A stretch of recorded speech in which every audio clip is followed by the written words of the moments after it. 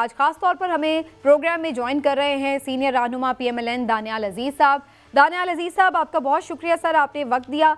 और सबसे पहले तो सर आपसे ये जानना चाह रही हूँ मैं कि अच्छा जी, दानियाल अजीज़ साहब से हमारा राब्ता फ़िलहाल मुनक़ता हुआ है, उनसे दोबारा बात करते हैं, लेकिन मीनवाइल इसी मामले के ऊपर मैं एक कमेंट ले लेती हूँ। इमरान साहब, आपके नज़दीक ये लड़ाई की जो वजह है ये क्या समझ में आ रही है?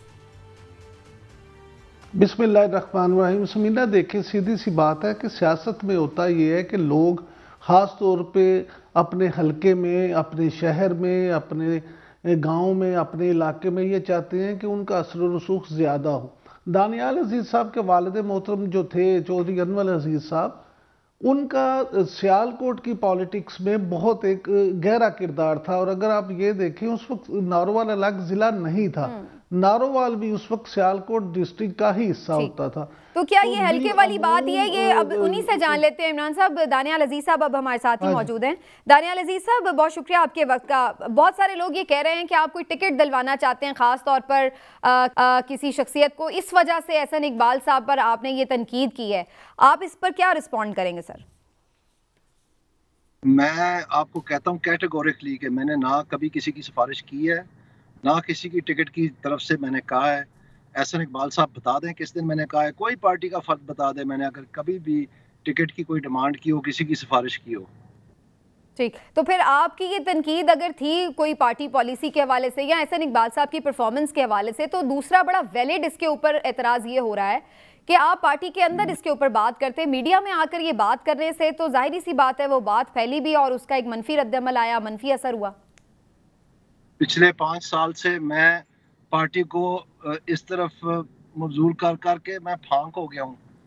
मैं आपको बता नहीं सकता मैंने महंगाई के हवाले से कितनी दफ़ा पार्टी को बार बार लिख के भेजा है, मसाले भेजी हैं, हल भेजे हैं, हर चीज़ भेजी है। और इत्तेफाक की बात है कि वो जो अपना मैंने कोशिशें की वो बिल्कुल धरी की धरी रहेगी। नहीं तो दानियाल अजीज़ साहब, इसमें यह भी लग रहा है कि आप ऐसा लग रहा है कि जो पार्टी क़यादत है वो एहसन इकबाल साहब के पलड़े में अपना वजन डाल रही है। उन्होंने आपको शो कॉज भेजा है, तो दैट मीन्स कि वो एहसन इकबाल साहब की बात को एंडोर्स कर रहे हैं।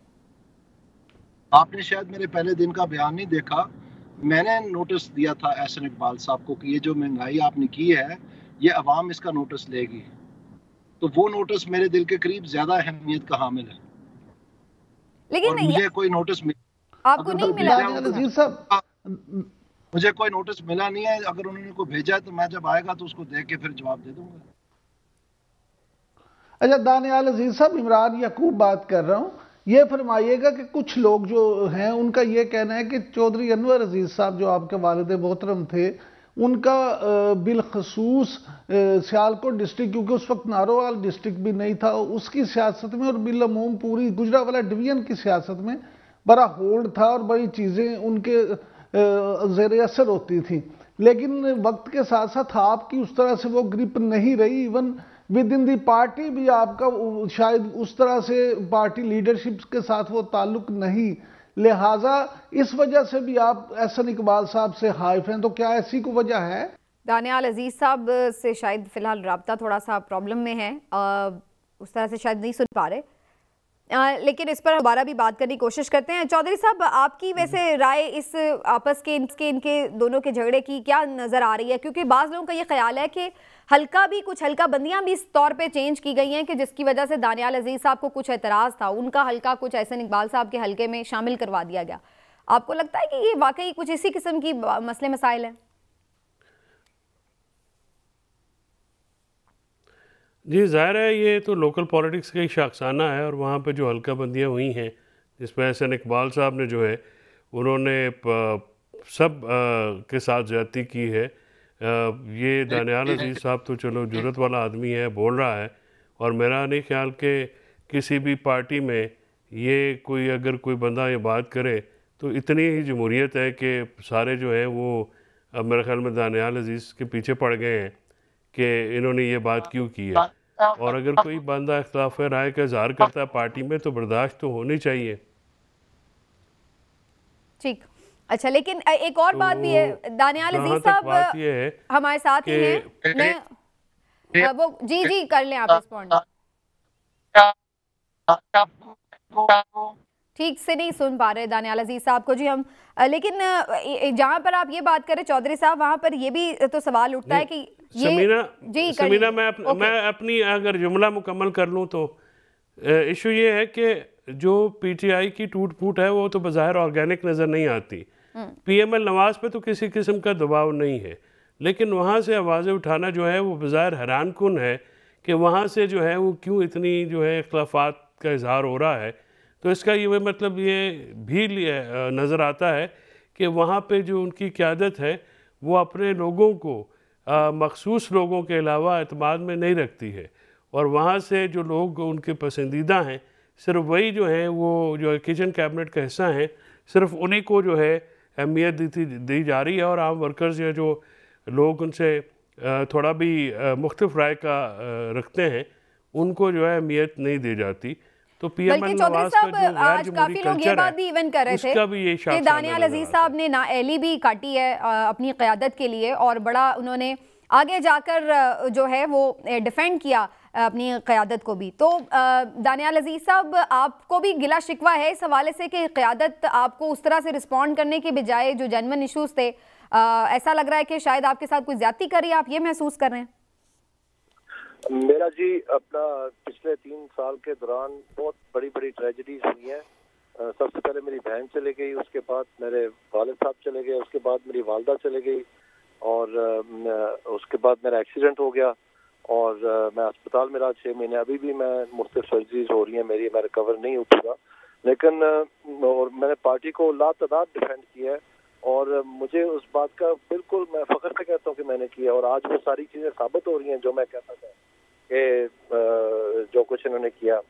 लेकिन मैं अब ये कहना चाहता हूँ आपको कि बात पहले मैंने जितनी भी पार्टी को डिफेंड किया, जितनी भी लड़ाइयाँ लड़ी हैं, वो सारी आप जमा कर दें और वो इस एक के जनाब बराबर भी नहीं पहुँचती, क्योंकि ये महंगाई एक इस सतह पे चली गई है, और पाकिस्तान की अवाम इस हद तक पिस गई है कि पामाल हो गई है, मिट गई है, कि मैं आपको बता नहीं सकता लोगों के हालात क्या हैं। और इस चीज लेकिन दानियाल अजीज साहब, इसमें फिर सिर्फ एहसन इकबाल साहब ही क्यों मुर्दे इल्जाम आप ठहरा रहे हैं? इसहाक डार साहब वजीर खजाना थे, उससे पहले मिफ्ता इस्माइल साहब थे, और पीएमएलएन का तो मौक़िफ़ ये भी है कि इवन पीटीआई भी इसकी जिम्मेदार है।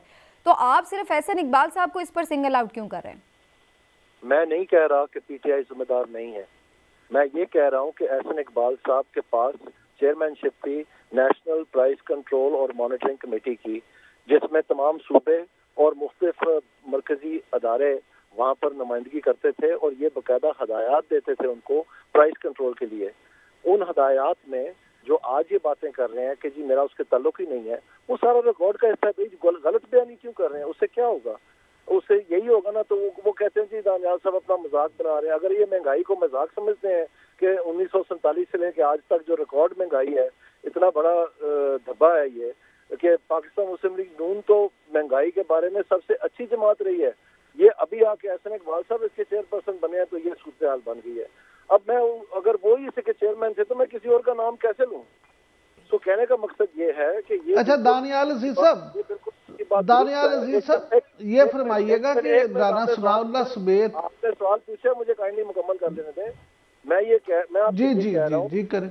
ये बात बिल्कुल जो पीटीआई ने जो कुछ किया वो भी मैं बड़ी अच्छी तरह जानता हूँ, मैं बताऊंगा, वो मैं डेफिनेटली बताऊंगा और एक एक पॉइंट बताऊंगा। लेकिन अफसोस इस बात का है कि जब एहसन इकबाल साहब कह रहे हैं कि पीटीआई जिम्मेदार थी, तो उन्होंने इन मीटिंग्स में जो मिनट्स मौजूद है, सब रिकॉर्ड मौजूद है, इन्होंने कहाँ कहा था कि इसकी तहकीकात करें कि पीटीआई ने कैसे महंगाई किया है, उसका तरीकाकार बताएं ना। अब ये माशाल्लाह अगर इतने ये टेक्निकल है और ये सारा कुछ इन्होंने इतनी दफा प्लानिंग मिनिस्ट्री संभाली है, इनको इकोनॉमी का कुछ ना कुछ तो पता होगा। लेकिन ये तो एक आम जो, अब तो हम ये भी खबरें सुन रहे हैं कि आइंदा फाइनेंस मिनिस्टर भी हो सकते हैं वैसे ऐसे इकबाल साहब। दूसरा ये है, जरूर बनाए जी, लेकिन कहने का मकसद ये है कि हाल नहीं होनी कोई चीज। और दूसरी बात ये है कि चले अगर इनसे नहीं हो पाया, नहीं कर सके, तो उसमें आप देखें कि जो मरियम औरंगजेब साहिबा है, उनका भी ये काम था, ये जिम्मेदारी थी कि वो इसका बयानिया बनाती। ये बच्चे की जुबान पे आज होता कि पीटीआई ने महंगाई की है, और ये चीज के कामयाब स्ट्रेटजी के जरिए हम आगे चलते। लेकिन वो बस खोखले प्रेस कॉन्फ्रेंस 40-40 दिन के करा के तो समझते थे कि बहुत आनिया जानिया, और ये मतलब सर बयानिया कैसे बनता ना, आप खुद ही कह रहे महंगाई है, तो जब एक महंगाई है तो उसके खिलाफ बयानिया कैसे बनता? ये तो एक है ना, अगर तो ये होता ना बयानिया, सिर्फ बयानिया बनाने से तो बात नहीं बननी थी ना, महंगाई कम होनी जरूरी थी उससे पहले। तो मरियम औरंगजेब साहिबा पे तनकीद कैसे? मैं आपको बताता हूँ कि जब आप बयानिया बनाएंगे, अगर आप कहते हैं कि पीटीआई जिम्मेदार थी इस महंगाई की, जो कि यकीनन उसमें ये बात जो है ये जाया करने वाली नहीं है, और मैं आने वाले दिनों में कह रहा हूँ आपको, मैं बताऊंगा, तो इस चीज की बयानिया बनाना था कि अवाम तक इसकी बच्चे बच्चे की जुबान पे होता, लेकिन वो कुछ नहीं किया, ना अपनी रिसर्च की ना उन्होंने की, बस आके बैठ के अपने ओहदे संभाल के बड़ी बड़ी प्रेस कॉन्फ्रेंसें करके और टाइम तपा दिया। और अब अवाम जो है, अवाम की हर एक के जुबान पे ये है कि शायद ये मुस्लिम लीग नून ने महंगाई की है। जी इमरान साहब कर लें आप सवाल। अच्छा, दानियाल अजीज साहब ये फरमाइएगा कि राना सनाउल्लाह साहब और बहुत सारे आपके दोस्त जो हैं मुस्लिम लीग नून में, वो ये फरमाते हैं, उनका ये इल्ज़ाम है आपके हवाले से कि आप बिलावल भुट्टो जरदारी की ज़ुबान बोल रहे हैं, और शायद मुस्तकबिल करीब में आप नून लीग छोड़ के तो पीपल्स पार्टी को ज्वाइन करने जा रहे हैं, तो इस हवाले से आप क्या कहेंगे? ये लोकल है जी, ये टिकट का मामला है जी, ये नारोवाल की सियासत का हिस्सा है जी, इसका कोई ताल्लुक नहीं है जी। एहसन इकबाल की जिम्मेदारी कोई नहीं थी, किसी और का नाम क्यों नहीं ले रहे आप? पीपल पार्टी में तो जितने मर्जी आप हीले बहाने फेंकते जाएं इस चीज को मस्त करने के लिए कि अवाम महंगाई से पिस गई है, और इसका जिम्मेदार एहसन इकबाल था और मरियम औरंगजेब है। ये आपको कैसे समझाऊं मैं? चलिए, अगर ये समझ नहीं आती आपकी क़यादत को और वो वजद रहते हैं कि आप गलत कर रहे हैं मीडिया में, अगर ये बयान दे रहे हैं और इस वक्त पार्टी की यूनिटी को नुकसान पहुंचा रहे हैं, तो क्या आप पीएमएलएन के टिकट से अगला इलेक्शन लड़ना चाहेंगे या फिर पार्टी के साथ कोई नाराजगी रहेगी आपकी बरकरार? वो बात की बात है, उसमें क्या नतीजा निकलता है नहीं निकलता, लेकिन मैं आपसे ये कह रहा हूँ कि मुझे टिकट मिलने से ना मिलने से, मुझे ज़ाया होने से ना होने से कोई फर्क नहीं पड़ता। उसकी वजह ये है कि ये इशू मेरे से बहुत बड़ा है। मेरे जैसे 100 जो है अगर इसको हल करने के लिए ज़ाया हो जाए तो वो बिल्कुल कबूल है।